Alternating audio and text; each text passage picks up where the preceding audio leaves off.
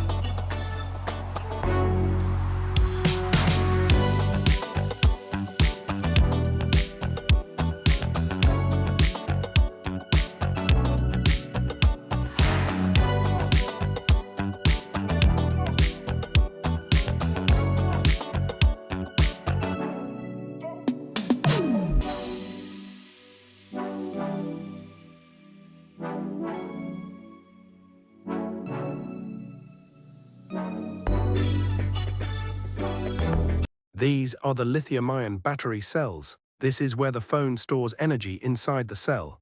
Inside the cell there are many thin layers: cathode plus anode plus electrolyte. All this power inside a tiny battery.